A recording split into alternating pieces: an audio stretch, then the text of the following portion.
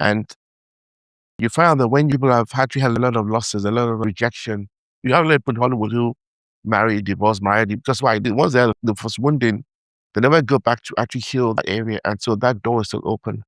Now, even though we can psychologically go and deal with those wounds, a demonic presence sits on that and doesn't let go. That's why you can have some very violent manifestations when you deal with those kind of things, because the emotions are wounded.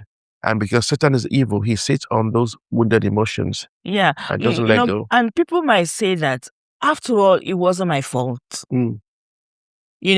Like, I could just have sat there and said that it wasn't my fault that my father passed on. It wasn't my fault that there was war.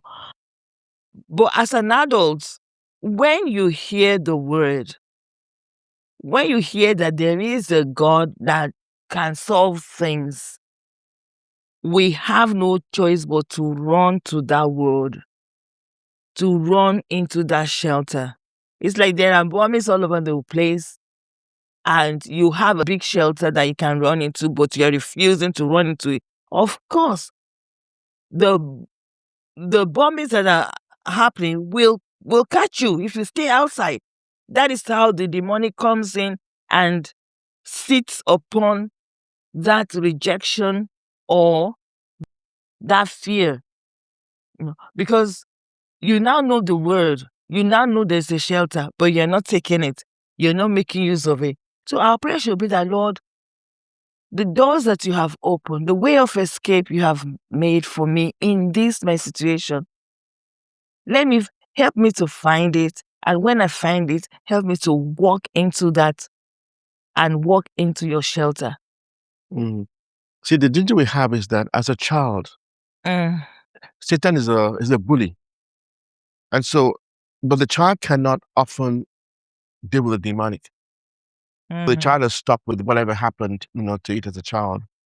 But like you rightly said, as you get older, you now have to be to say, no, I'm not going to accept that.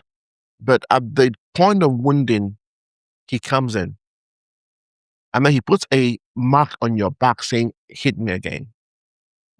So it happens and happens. Like rejection, for instance, rejection is very powerful. When a child has either been rejected by the mother in the womb or whatever it is, when it comes out, he has a spirit of rejection. And as he grows up, he starts to have multiple rejections. Yeah. And I says, why don't they like me? I'm not good enough. And then what happens is that he starts to begin to cause rejection to happen. He does things that cause even more rejection. There gets a point when he is now beginning to expect rejection.